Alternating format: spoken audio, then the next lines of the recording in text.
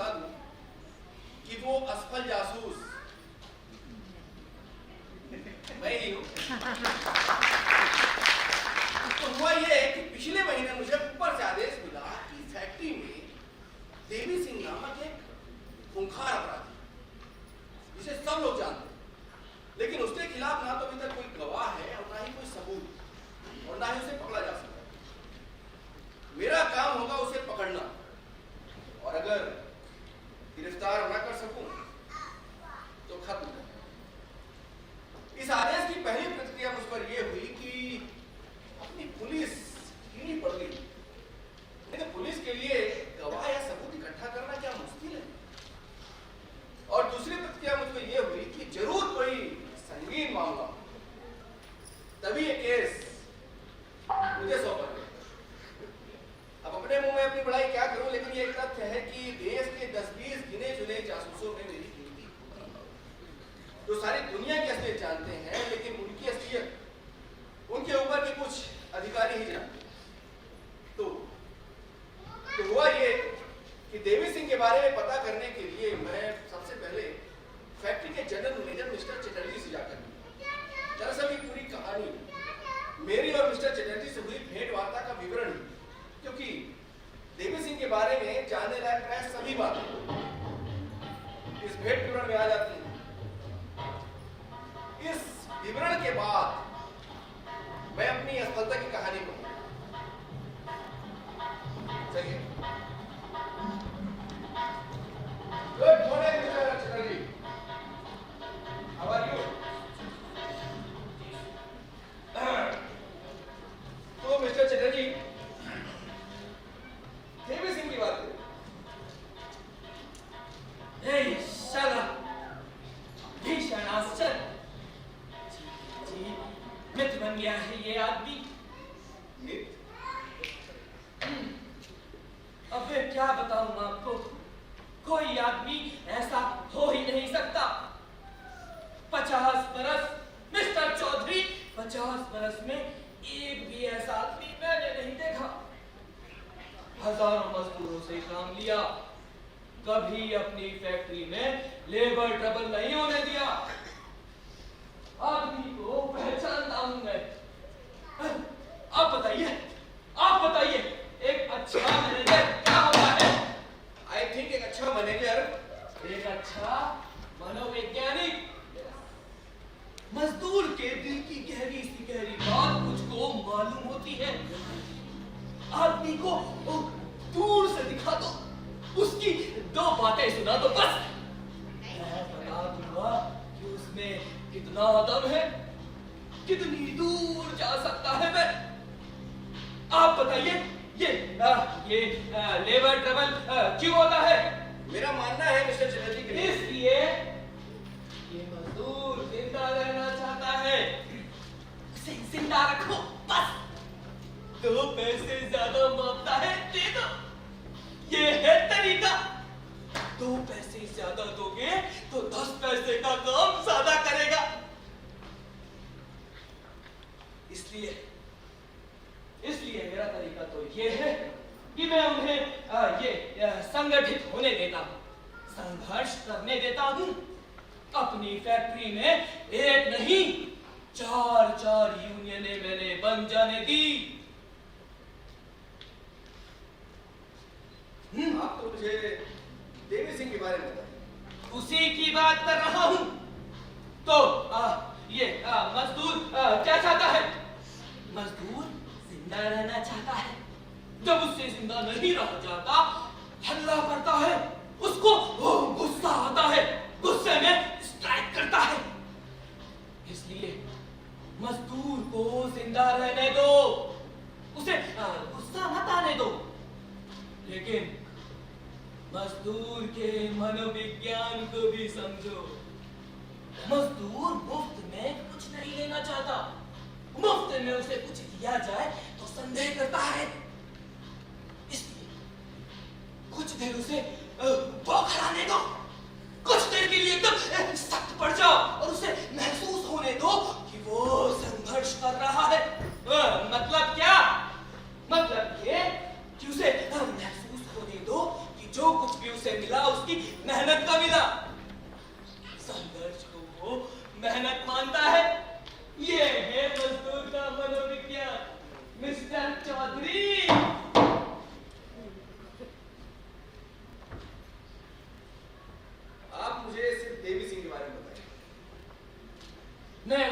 मैं तो बता रहा हूँ, इसलिए मैं अपने फैक्ट्री में किसी को भी नहीं रोकता हूँ।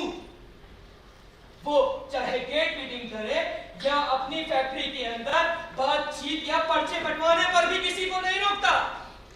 हाँ, जानकारी मुझे हर चीज की रहती है। मैं उन बेवकूफों को भी जानता हूँ जो मजदूर बनकर भर्ती हो गए। कौन किस पार्टी का है, कहाँ रहता है, किससे मिलता है, मुझे सब पता है। ये लोग समझते हैं कि मुझे कुछ नहीं मालूम। मैं भी यही जताता हूँ कि मुझे कुछ नहीं मालूम है। तो मेरा तरीका यह है कि मैं उन्हें यूनियनें बनाने देता हूँ, नारे लगाने देता हूँ, भाषण देने देता हूँ। ये आंदोलन, धरना और ये भूख हड़ताल जैसे तमाशों को कुछ दिन चलने देता हूँ, मगर स्ट्राइक नहीं। स्ट्राइक मैंने अपनी फैक्ट्री में आज तक नहीं होने दी है। आंदोलन और बात है, स्ट्राइक एकदम दूसरी चीज। तो मैं कुछ दिन ये आंदोलन चलने देता हूं, फिर एक दिन उनकी मांगे मान लेता हूं।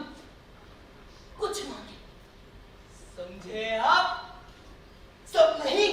उनकी सारी मांगे मान लेने का मतलब है कि उनके दिल में अपने लिए संदेह पैदा करना। इसलिए कुछ मांगे। और हाँ, एक बात का मैं खास ख्याल रखता हूँ कि हर बार अलग अलग यूनियन को सफल होने का मौका देता हूँ, क्योंकि एक ही यूनियन बार सफल होती रही तो बाकी सब बेकार हो जाएगी। लेकिन मैं ऐसा नहीं चाहता। डेमोक्रेसी है चौधरी साहब, सबको जिंदा रहने का हक है। मानना पड़ेगा चौधरी साहब, मानना पड़ेगा, तारीफ करनी पड़ेगी। तभी तो आप इतनी बड़ी फैक्ट्री के जनरल मैनेजर। मैं उन्हें कभी नहीं रोकता, ये बात आप जानते हैं। और सबसे जरूरी बात मैं आपसे ये कहना चाहता हूं कि मजदूर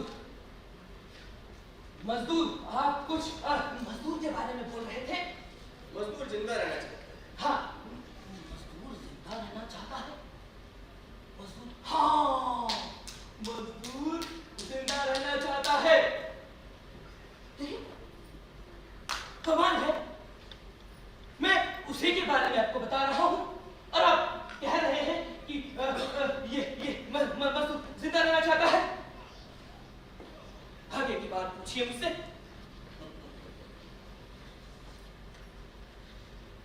मिस्टर चटर्जी, मानना पड़ेगा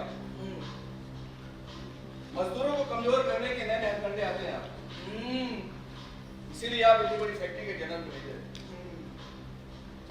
लेकिन मिस्टर चटर्जी, जैसा कि आपने कहा कि आप अपनी फैक्ट्री में 4 यूनिटें बन जाने दी, गेट मीटिंग भी आप होने देते हैं, पर्चे भी बंटने देते हैं। हाँ, मैं आपसे फिर कहूंगा कि आप मुझे सिर्फ देवी सिंह के बारे में और देखिए विस्तार में बताइए, संक्षेप में बताइए कि देवी सिंह को लेकर आपकी ठीक समस्या है और इस समस्या से बचने के लिए आपने उपाय क्या किए? समस्या मिस्टर चौधरी, समस्या ये है कि देवी सिंह को हमारी फैक्ट्री के सारे नहीं तो आधे से ज्यादा मजदूर अपना लीडर मानने लगे हैं।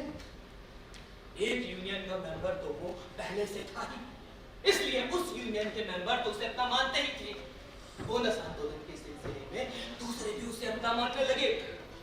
हुआ ये कि ये मजदूरों द्वारा श्रम ये बना दिए जाने पर तो पहले से ही सबकी नजरों में चढ़ गया था। श्रमवीर गलती, ये श्रमवीर कौन?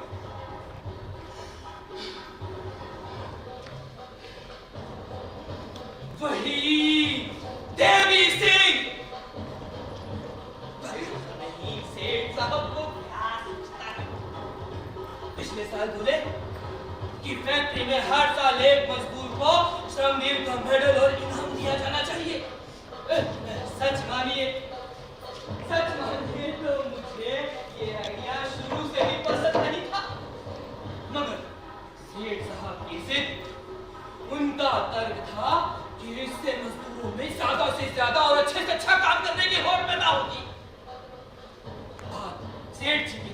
माननी पड़ी।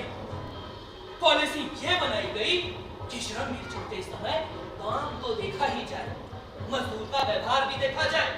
यदि श्रमजीवी उसी को बनाया जाए जो सबसे ज्यादा शरीफ और अनुशासित मजदूर हो, और ये पार्टी पॉलिटिक्स से कोई वास्ता ना हो। बड़ा सर खपाना पड़ा मिस्टर चौधरी। आजकल ऐसे मजदूर मिलते कहाँ हैं? उनकी सारी कौम तो बदमाश हो गई। जैसे जैसे करके एक मजदूर छाटा गया, सेठ साहब खुद फैक्ट्री में आए। जलसा हुआ, श्रमजीवी की घोषणा हुई, सब लोगों पे मिठाई बांटी गई, लगा सब ठीक था।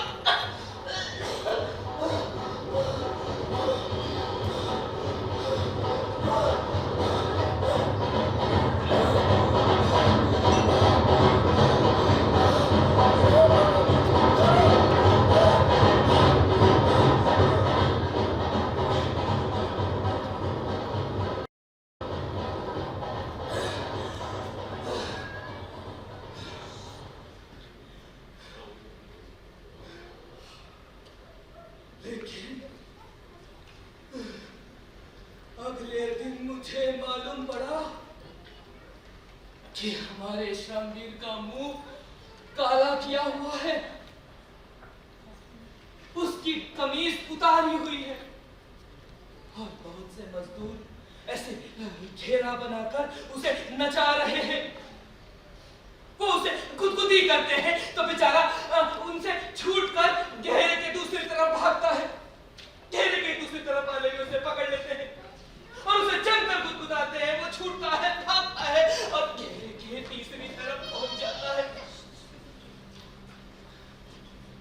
बाकी के लोग खड़े होकर हंस रहे हैं, तालियां बजा बजा कर नाचते हुए गा रहे हैं, सलामीर कुछ तरफ करो भाई, सलामीर कुछ तरफ करो।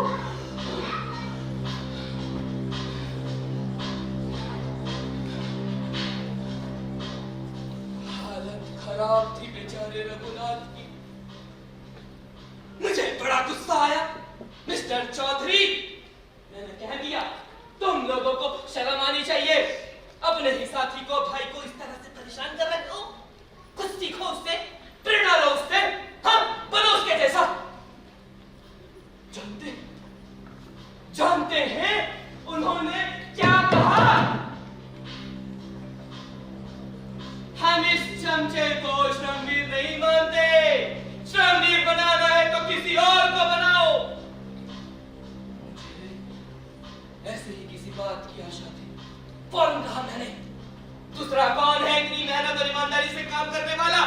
मेरा ख्याल था कि इनके पास कोई जवाब नहीं होगा और खुद एक दूसरे की बात काटेंगे, क्योंकि श्रमजीवी का मेडल और इनाम तो सब खुद पाना चाहेंगे। और आखिर में बात श्रमजीवी के इलेक्शन में आ जाएगी, और इलेक्शन में तो वही होगा जो हम चाहेंगे। मगर आंखों ही आंखों में कुछ सहमति बनी। कुछ लोग वहां से गए, वो बोले ठहरिए आप, अभी लाते हैं हम। बाकी सब वही डटे रहे। थोड़ी देर में वो देवी सिंह को पकड़ लाए। मिस्टर चौधरी, आप समझिए, देवी सिंह कोई पहाड़ जैसा राक्षस नहीं, मामूली कद का आदमी है, उजले रंग का, चेहरे पर डरावनी मूछें और गंदे दांत ना होते तो उसे सुंदर भी कहा जा सकता है।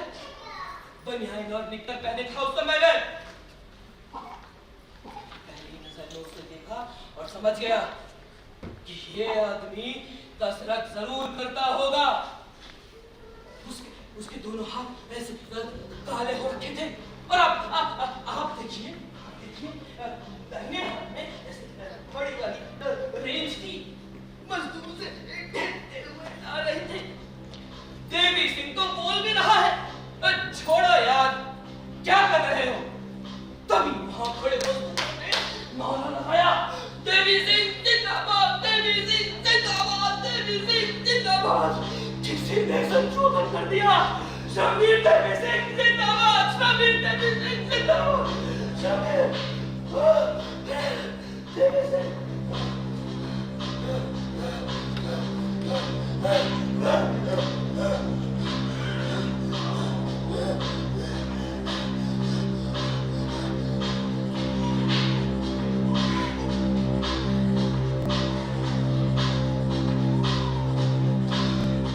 आप ठीक हैं?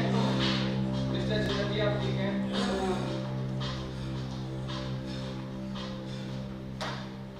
फिर क्या हुआ? ये सब हो रहा था मेरे आंखों के सामने।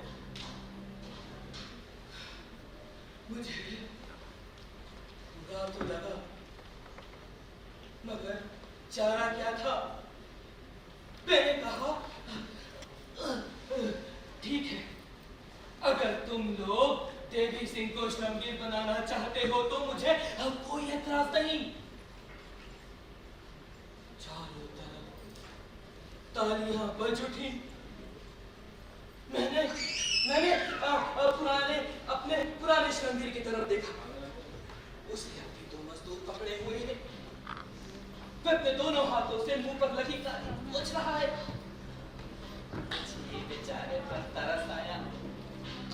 मैंने पुराने शमवीर से कहा, इनाम के पैसे तुम अपने पास रखो, क्योंकि मैं जानता था इनाम के पैसे तुमको पहले ही उड़ा चुका होगा। लेकिन मेडल लौटा दो।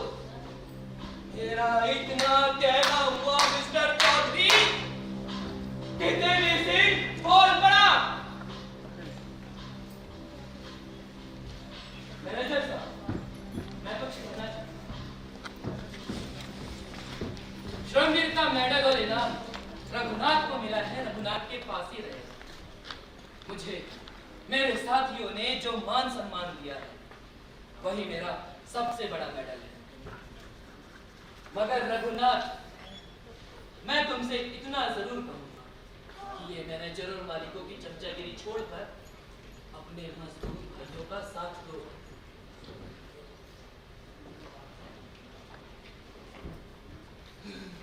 सुन लिया आपने मिस्टर चौधरी, ऐसा है वो आदमी, मेरे ही मुंह पर ऐसी बात कह गया।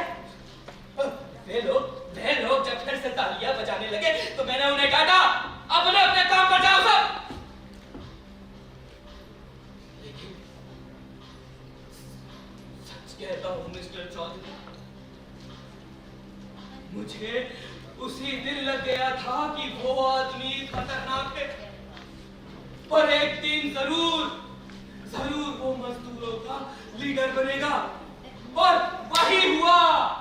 टापते रह गए यूनियनों के नेता और देवी सिंह लीडर बन गया। ये लोग बड़े सर्कस हो जा रहे हैं, इन्हें ठीक करना पड़ेगा मिस्टर चौधरी।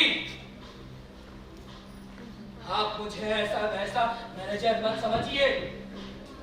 50 बरस मेरे फैक्ट्री में यूं ही नहीं गवा दिए हैं।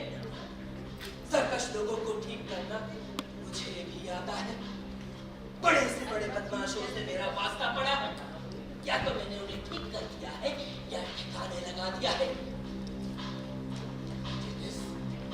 लेकिन इस देवी सिंह ने तो मेरा जीना हराम कर दिया है।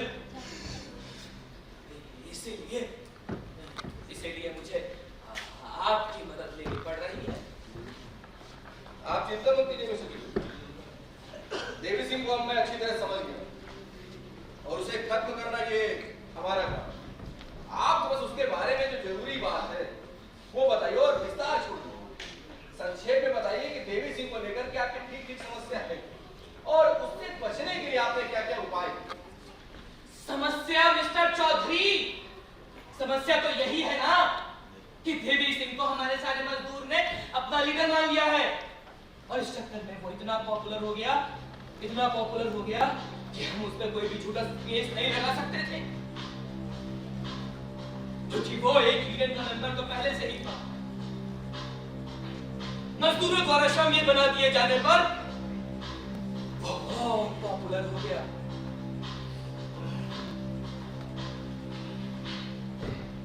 क्या बताऊं मिस्टर चौधरी, मैं क्या बताऊं।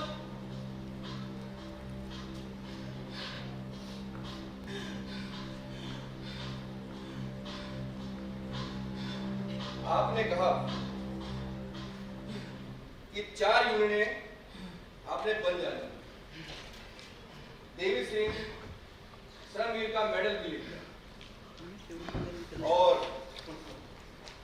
आप कुछ नहीं कर पाए। I am extremely sorry mister Chatterjee.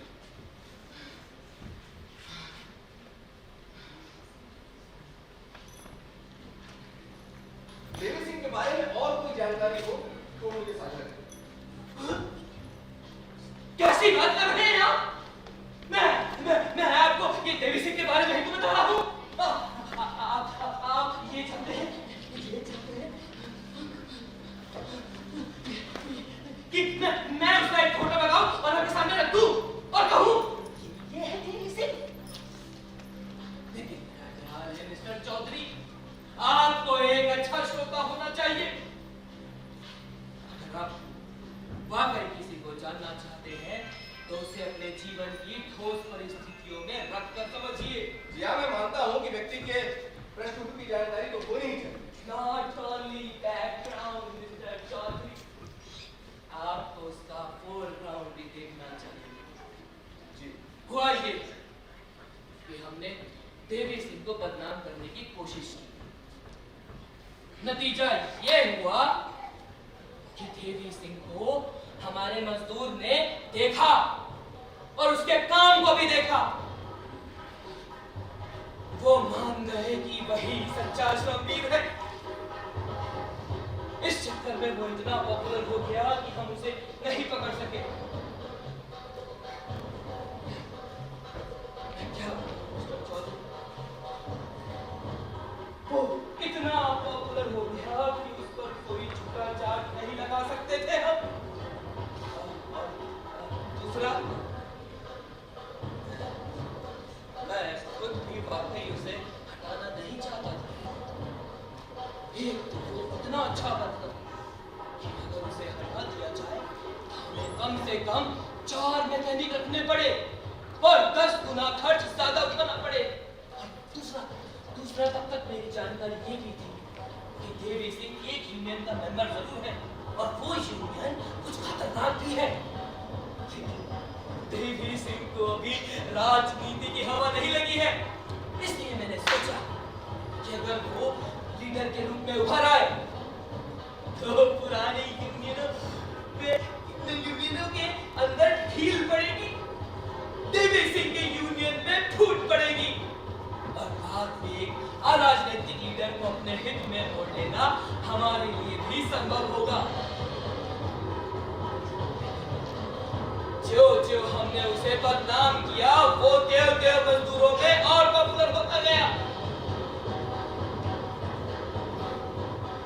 ये बात तो माननी पड़ेगी कि देवी सिंह वाकई में सबसे लगन वाला, मेहनती और एफिशिएंट वर्कर है तो मामूली फिटर, मगर अच्छे से अच्छे मैकेनिक से होशियार मैकेनिक। ये लोग कहते हैं कि वो मशीनों को अपने बच्चों की तरह प्यार करता है।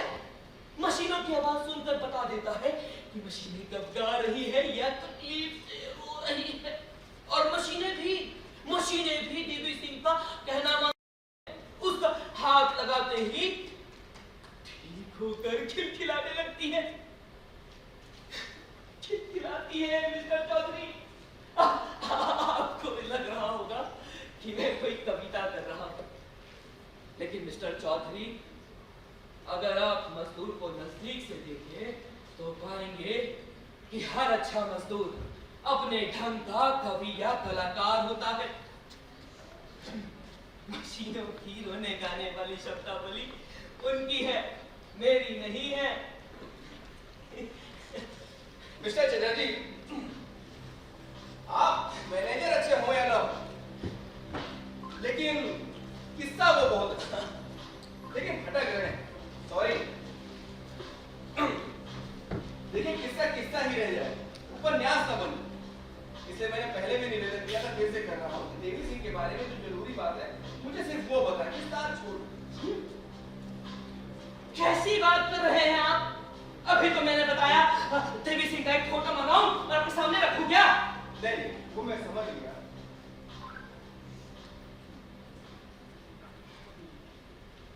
और कोई जानकारी देवी सिंह के बारे में?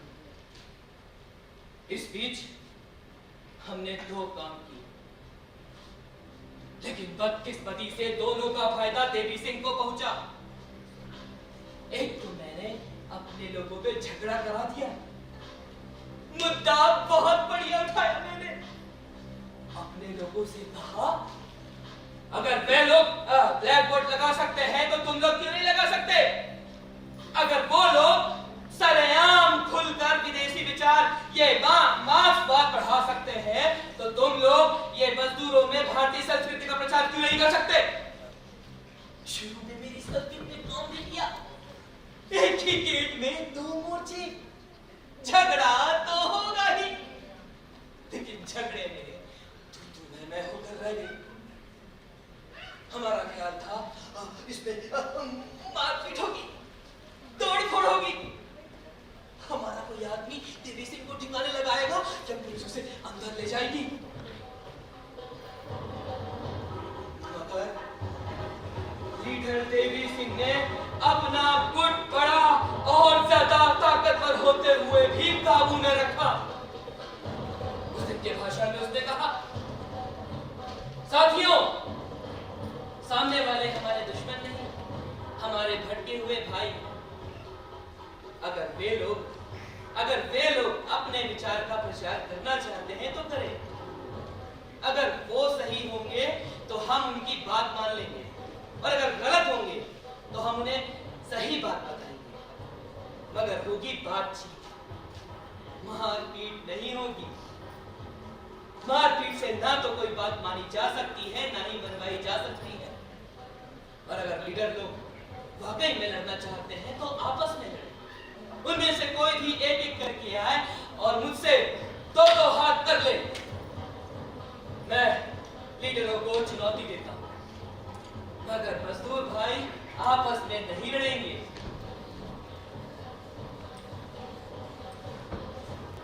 सुन लिया आपने मिस्टर चौधरी, ऐसा है वो आदमी। कहां तो उस दिन उसका खात्मा हो रहा था, कहां और ज्यादा पॉपुलर हो गया।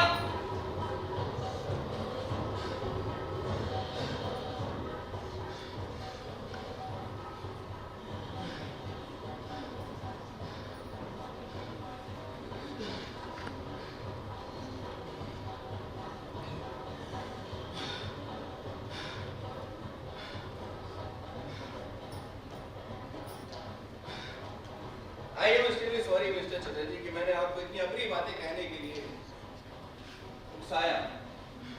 देवी सिंह को मैं पूरी तरह समझ गया और उसे खत्म कर देना लगभग मेरे लिए आसान हो गया। इसलिए I will take you for you। आप समझे नहीं है मिस्टर चौधरी, कुछ ही बातें सुनकर देवी सिंह को समझ लिया। तो क्या मैं कोई गधा नहीं हूं जो मुझे आपकी सहायता लेनी पड़ रही है? लेकिन जब तक आप देवी सिंह से मिलेंगे नहीं, आप नहीं जान सकते कि वे कैसी चालें चल सकता और किन हरकतों से आपको तकलीफ में डाल सकता। ये बात तो मैं समझ गया। और दूसरा काम क्या था?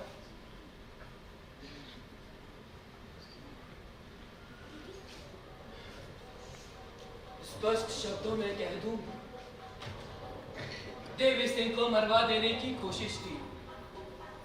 उसे नाइट शिफ्ट में बुलाया, 2 किलर्स हायर किए और उसे बॉयलर में फेंकवा देने का प्लान बनाया। हम घर जाकर चैन की नींद सोया, लेकिन सुबह मालूम पड़ा कि देवी सिंह जिंदा है और मेरे दोनों आदमी मारे गए। मुझे मालूम नहीं था कि ये नहीं सीधा साधा दिखने वाला आदमी इतना खूंखार होगा। सच कहता हूं आपसे, मेरे दो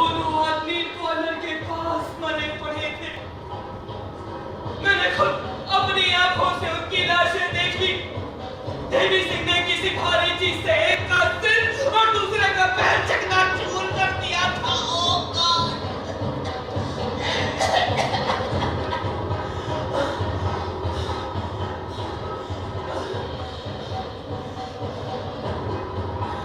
कितनी बेरहमी से मारा गया था उन्हें। लेकिन देवी सिंह के खिलाफ कोई गवाह, कोई सबूत, कुछ नहीं। ये लोग कितने बदमाश हो गए हैं। सब जानते हैं कि खून देवी सिंह ने किया है, लेकिन गवाही देने को कोई तैयार नहीं। लेकिन मैंने सुना है मिस्टर चटर्जी कि आप खुद देवी सिंह के बारे में कोई खुली कार्रवाई नहीं करना चाहते।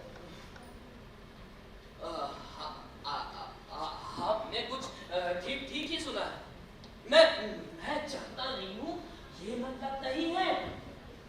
चाहता तो मैं ये हूँ कि उसे खुद अपने हाथों से गोली मार दूं।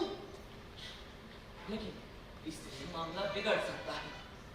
देवी सिंह उनका लीडर नहीं, हीरो बन चुका है, और वे लोग उसके दिन रात गुड़ गाते हैं और उसे सुरक्षित रखने के लिए इर्द गिर्द बने रहते हैं हर तक। पुलिस तो देवी सिंह को पकड़ने आई थी, लेकिन पुलिस के आने से पहले उनकी धमकियां आ गई। देवी सिंह को कुछ हो गया तो खून की नदियां बह जाएगी। खून की नदियां बहाना तो उनका एक निरर्थक मुहावरा भी हो सकता है, मगर वो स्ट्राइक तो कर ही सकते हैं। और मैं नहीं चाहता मेरे जीते जी मेरी फैक्ट्री में स्ट्राइक हो। स्ट्राइक नहीं होने दूंगा, नहीं होने दूंगा। तो आप मुझे क्या करने को कहते हैं? What I want is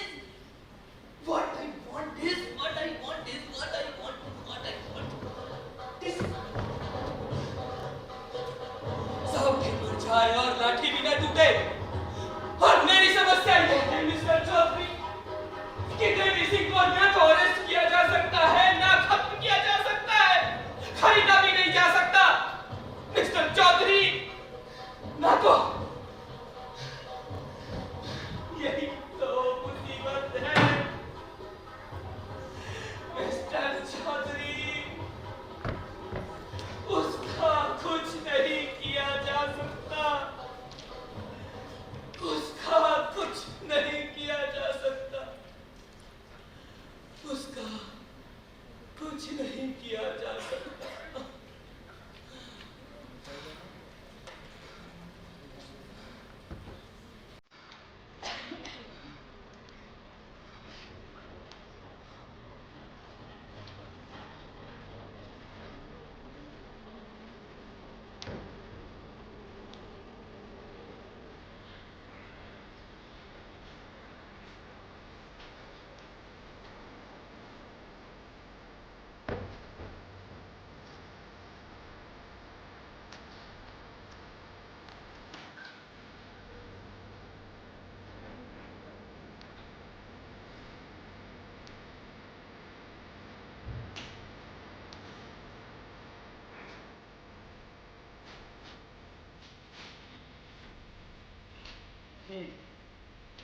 तो ऐसी स्थिति में जैसा कि आमतौर पर होता है, मैं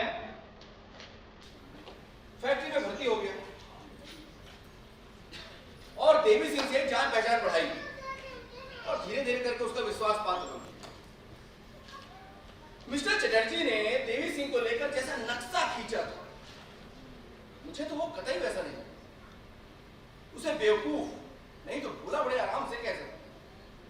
खैर, फाइनली एक दिन मैंने उसे खत्म करने की योजना बनाई। योजना ये थी कि शिफ्ट खत्म होने के ठीक पहले मैं अपनी मशीन में कुछ गड़बड़ करूंगा और मशीन की रिपेयरिंग करने के लिए देवी सिंह को बुलवा दूंगा, और जैसे ही शिफ्ट खत्म होगी और वर्कशॉप खाली होगा, मौका पाते ही मैं उसे खत्म कर दूंगा। लेकिन उस दिन जो हुआ, जो मेरी हालत हुई, मैं आपको बता नहीं सकता। अगले दिन सुबह जैसे ही मैं फैक्ट्री में दाखिल हुआ, मेरे बगल से गुजरते हुए एक मजदूर ने मेरे कान में धीरे से आकर फुसफुसाते हुए कहा, देवी सिंह मैं हूं, तुम मुझे मारना। मैंने उसे डांटा, क्या बकता है? वो मुस्कुराते हुए चला गया। थोड़ी देर बाद मैं अपनी मशीन के पास पहुंचा तो मशीन में तेल देता हुआ मेरा हेल्पर उसी अंदाज मेरे पास आया और मुस्कुराते हुए धीरे से कानों में मेरे कहा, मैं हूं देवी सिंह, तुम मुझे मारो। मैंने उसे फटकार लगाई, क्या बकता है? अरे देवी सिंह मेरा दोस्त है, मेरा भाई है, मेरा कॉमरेड है, भला मैं उसे क्यों मारने लगा? वो भी हंसता हुआ चला। फिर तो जैसे तांता ही लग गया। एक एक करके मजदूर मेरे पास आते, धीरे से मेरे कानों में फुसफुसाते, मैं हूं देवी सिंह, तुम मुझे मारना। देवी सिंह मैं हूं, मुझे मारना, मुझे मारना तुम, मैं हूं देवी सिंह। हालत खराब हो गई। सभी अपना अपना काम कर रहे थे और चोर नजरों से मुझे घूर रहे, मुस्कुरा रहे, जैसे मेरी सारी असलियत को जानते और आंखों में मुझे धमका रहे।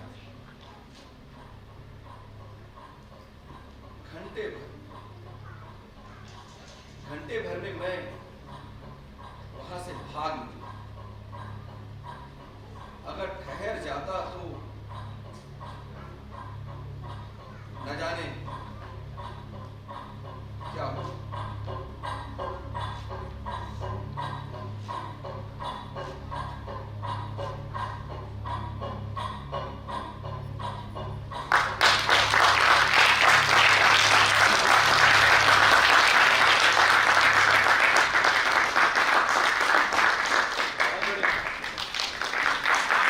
एक बार जोरदार तालियां दोनों अभिनेताओं के लिए और आज के इस नाटक देवी सिंह कौन के निर्देशक मनोज मिश्रा जी के लिए।